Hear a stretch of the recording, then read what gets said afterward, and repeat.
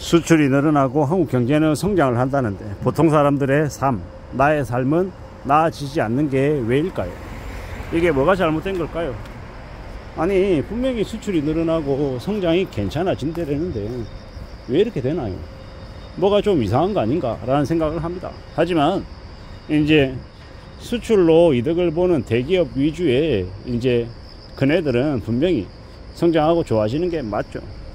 실제로 근데 이제 피부로 느끼는 내수는 이제 보통 사람들이 이제 소비를 하고 이제 그들이 살아가는 것인데, 우리가 흔히 잘 알고 있는 자영업자들 110만 뭐 이제 되게 어려운 상황, 뭐 매년 이제 폐업을 한다라고 얘기하고 있고요.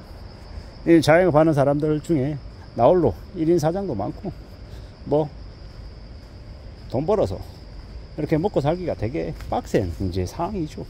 그게 지금의 모습이고, 또한 이제 비정규직 계약직들도 되게 많고, 이제 벌어들여서 돈 벌어서 이제 주거 비용으로 쓰고 먹고 쓰고 하는데 그다지 이렇게 넉넉하지 못하다 보니 그네들의 삶이 이제 소비를 이제 스스로 줄일 수밖에 없는 모습으로 바뀌어 간다라고 하더라고요.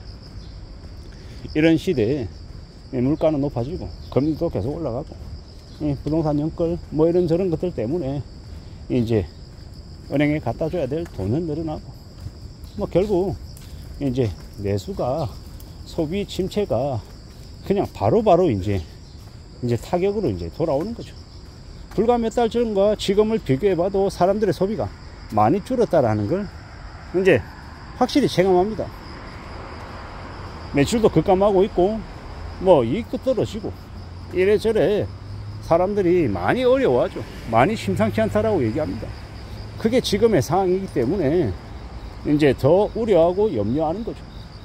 앞으로는 아마도 그 소비 위축과 내수 침체가 더 심해질 거라고 합니다.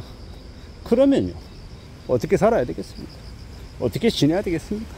막막하죠. 벌어들이는 건 뻔한데, 아니 되려 수입이 감소하고 있는데 이제 물가는 더 올라가니 이제 그로 인한 충격은 훨씬 더 큰 거죠.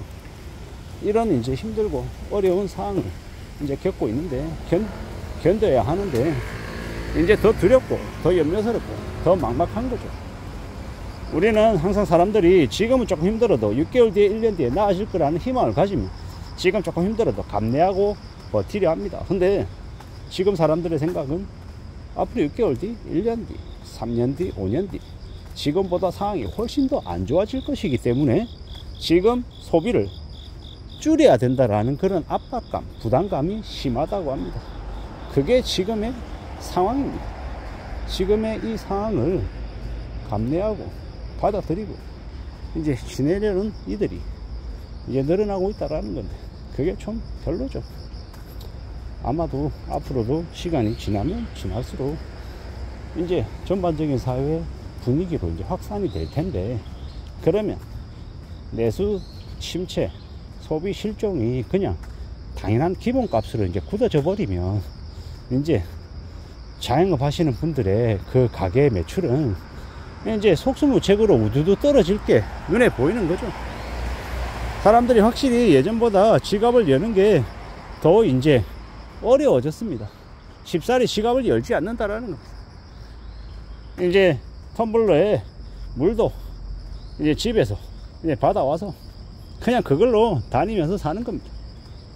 그리고 뭡니까?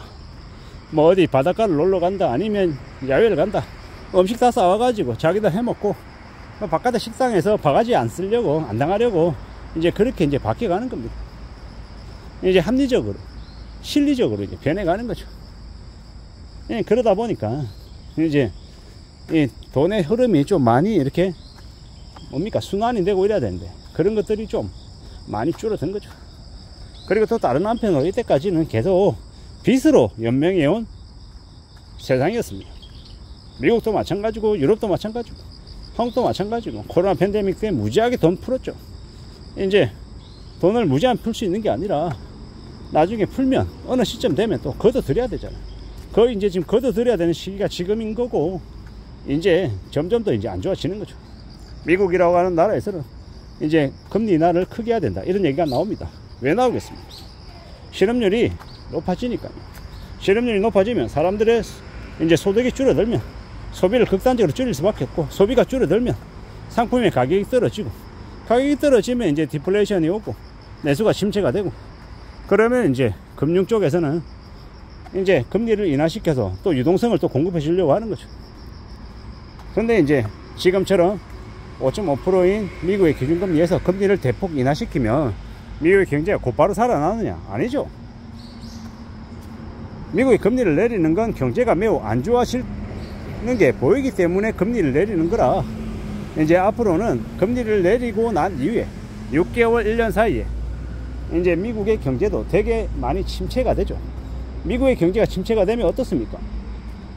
이제 그로 인한 여파를 한국도 고스란히 받는 거죠. 왜냐? 한국이라고 하는 나라는 수출 주도형 나라잖아요. 수출에서 문제가 생기면 이제 나라 경제 전체가 이제 휘청하는 겁니다. 일본이라고 하는 나라는 수출이 30%밖에 작용하지 않고 나머지는 금융을 통한 금융 투자로 인한 이익을 이제 벌어들여서 살아가는 나라인 거죠. 한국은 그에 비해서는 기초 체력이 매우 약한 수출에 많이 의존하는 나라이다 보니 미국의 경기 침체 뭐 이런 것들로 그로 인한 충격을 고스란히 받는다라는 겁니다. 직격탄을 받는다라고 봐야죠. 그런 시대가 지금의 시대이기 때문에 우리는 앞으로 좀 더 어려워질 거다라고 얘기하는 거죠. 이래저래 우리의 위쪽에 있는 북한이라고 하는 지역을 강제로라도 문을 개방시켜서 경제적인 진출을 해야 된다라고 얘기하는 게 괜한 얘기가 아닌 거죠. 그것 외에는 돌파구가 안 보일 정도로 지금 우리가 사면초가에 놓여 있다라는 이야기와 같습니다. 앞으로 우리가 어떻게 살아야 되나, 어떻게 지내야 되나 라는 고민들을 계속하게 되는데, 그런 고민을 하면 할수록 우리에게는 좀 더 많은 단단한 마음과 내핍하고 절약하는 그런 모습들이 요구될 것 같습니다. 아껴야 된다, 절약해야 된다, 비상금을 마련해야 된다, 뭐 되게 지루하고 뻔하고 재미없는 일인데, 그러한 것들을 좀 잘 실천해야, 그래야 우리네 삶이 나아질 수 있지 않을까, 힘들고 어려운 것들을 좀 극복할 수 있지 않을까라는 생각을 해봤습니다. 이래저래 한국이라고 하는 나라가 수출이 괜찮다라고 하는데 착시효과인가, 아니면 대기업 위주의 기득권들 가진 자들, 그들만 혜택을 보고 보통의 사람들은 되게 어려워하는, 실제로 내수를 뼈받들어 주지 못하는, 소비를 못하는 그런 보통의 사람들이 늘어나는 것 같아서 더욱 우려스럽고 염려가 된다라는 말씀을 좀 드리고 싶었습니다. 어떻게든 이 변해가는 상황들을 우리가 잘 관찰하고 어떻게 대응할지를 고민해야 될 것 같습니다. 이상입니다.